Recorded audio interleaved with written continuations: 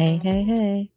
Welcome back to Raggedy Ass Bitch TV, where we unpack the mysteries of modern social interaction. I'm your host, and today we're talking about a phrase that's thrown around constantly but means absolutely nothing. I'm talking about we need to hang out more, followed by nothing. No plans, no follow through, just vibes and empty promises. Let's discuss. Okay, so you know how this goes. You run into someone you haven't seen in a while. Could be an old friend, a coworker, someone you used to be close with. The conversation is good. You're vibing. You're laughing. It feels nice. And then as you're wrapping up, one of you says, "We really need to hang out more." And the other person goes, "Yes, absolutely. Let's do it." And then you don't. You go your separate ways, and that's it. No text, no phone call, no actual effort to make plans. Just a vague statement that hung in the air for 5 seconds before disappearing into the void. And the thing is, you meant it when you said it. You genuinely do want to hang out more. But then life happens. You get busy, they get busy, time passes, and before you know it, it's been 6 months, and you run into them again and you have the same conversation. We really need to hang out.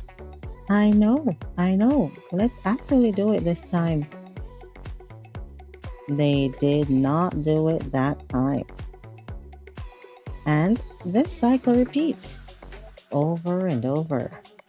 You keep running into each other, you keep having good conversations, you keep saying we should hang out, but you never actually do it. And eventually, you start to wonder, do we actually want to hang out? Or do we just like the idea of hanging out? Because if we really do want to hang out, wouldn't we have done it by now? But here's what I think the problem is: nobody wants to be the person who actually makes the plan. Because making the plan means committing, it means picking a date, picking a place, coordinating schedules. It's work. And it's easier to just say, we should hang out and leave it abstract. That way, you get the warm, fuzzy feeling of wanting to hang out without actually having to do anything about it. And then there's a fear of rejection. Because what if you do suggest a plan and they say no? What if they're busy? What if they make an excuse? What if you realize they didn't actually want to hang out? They were just being polite. So instead of risking that, you just don't suggest anything, and neither do they. And you both walk away feeling good about the idea of hanging out without ever actually doing it. But here's the thing: someone has to take the first step. Someone has to be the one to say, let's actually do this. And if you're both waiting for the other person to do it, it's never going to happen.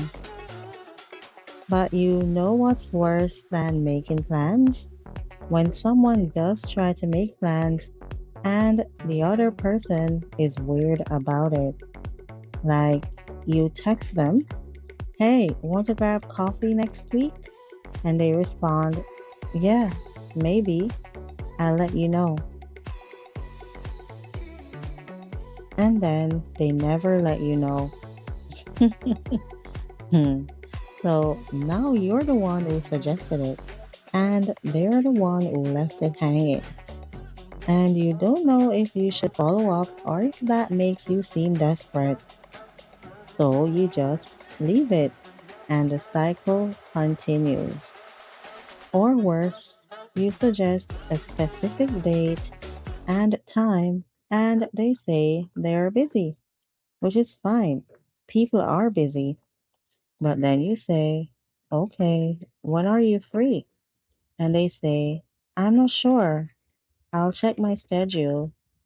And they never check their schedule, or they do, but they never tell you what they found.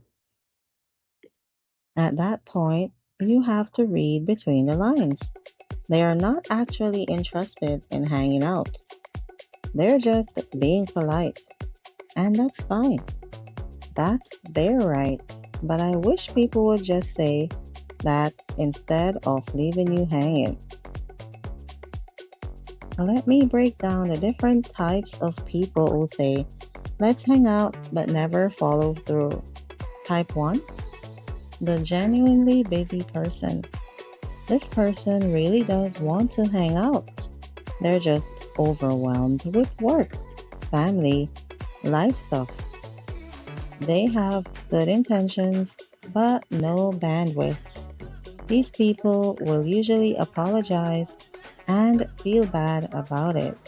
They'll say, I'm so sorry, I've been swamped, and you can tell they mean it. Type 2, the conflict avoider. This person doesn't actually want to hang out, but they don't want to hurt your feelings by saying so. So they say, yes, let's do it, but then ghost when you try to make actual plans. They're hoping you'll get the hint and stop asking. Type 3, the nostalgia seeker. This person likes the idea of your friendship more than the actual friendship. They enjoy reminiscing about old times, but they are not interested in creating new memories. When you run into them, it feels good, but that's enough for them. They don't need more than that. Type 4, the serial planner. This person is always down to make plans. They'll pick dates, suggest activities, get everyone excited. But then the day comes and they cancel, or they're late, or they reschedule. You love the planning part, but not the doing part. Type 5, the social butterfly. This person says, we should hang out to everyone. They're not being insincere. They genuinely like people and want to see everyone. But there's only so many hours in a day, so they overcommit and underdeliver. But I think there's something deeper going on here. I think we've all gotten comfortable with shallow connections. We say let's hang out because it makes us feel connected. It makes us feel like we're maintaining our relationship. But we're not. We're just maintaining the appearance of relationships. Social media makes this worse because we can keep up with people's lives without actually being in their lives. We see their posts, we like their photos, we watch their stories, and we feel like we know what's going on with them. So the urgency to actually see them decreases because we are already connected. But that's not real connection. That's parasocial observation. Real connection requires showing up, being present, making time, having conversations that go deeper than how's it going? And that's hard. It takes effort. It requires vulnerability. So we settle for we should hang out and hope that's enough. And Here's something I think we don't talk about enough. Sometimes we don't make plans because we're scared. Scared that we've grown apart and won't have anything to talk about. Scared that we'll realize the friendship has run its course.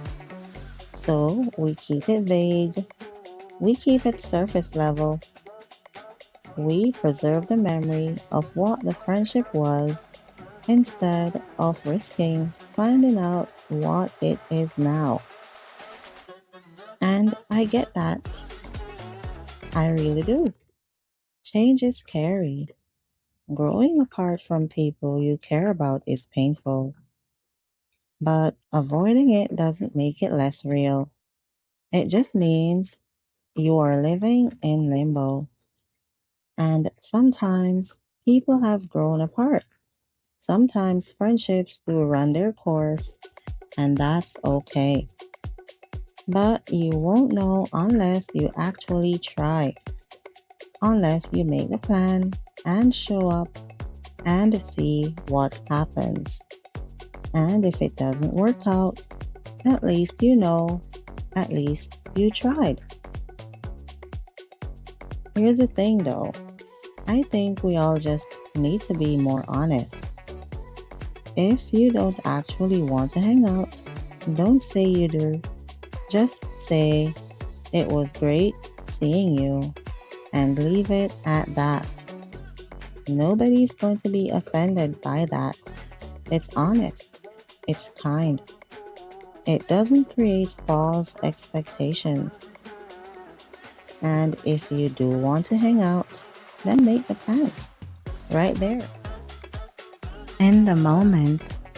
Don't wait for the other person to do it. Don't leave it vague. Just say, are you free Saturday? Let's get lunch. And if they say they're not sure, ask when they are free. Get a specific answer. If they're still vague, that's your answer. They don't actually want to hang out. And that's fine. Move on.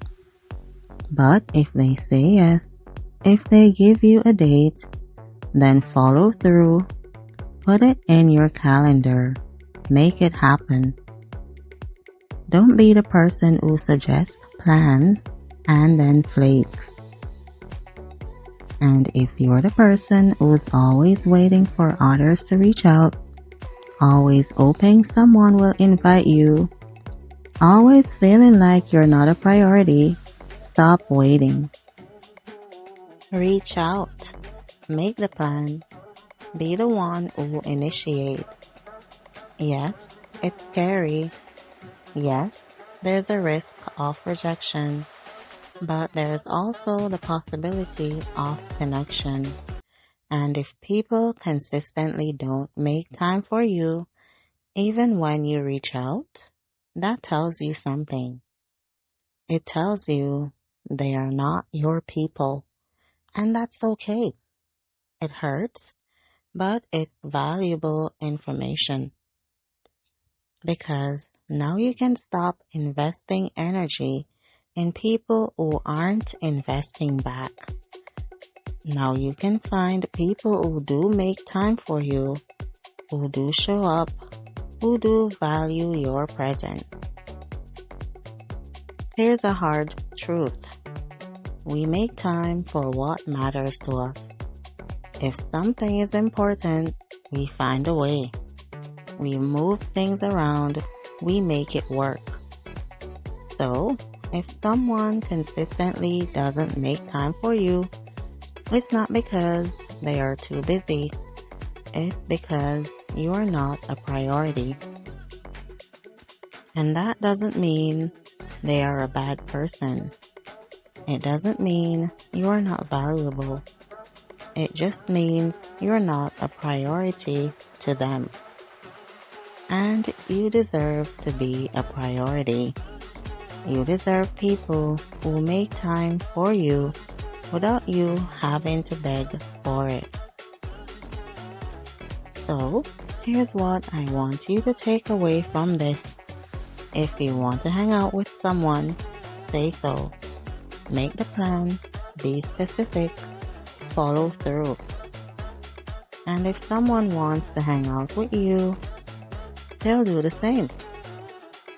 Because life is short, and if you keep waiting for the perfect time to hang out with people you care about, that time is never going to come. So, if there's someone you've been saying we should hang out to for months, text them right now. Make a plan, be specific, follow through. And if they flake, at least you tried. At least you know. But don't let good friendships die because you were both too scared or too lazy to make actual plans. That's all for today's episode of Raggedy Ass Bitch TV. If this made you think of someone, send them this episode and then actually make plans with them. Until then, stay raggedy, stay intentional, and remember, we should hang out means nothing without a date and a time. This has been Raggedy Ass Bitch TV. Stay unfiltered, stay unbought, stay free. Peace.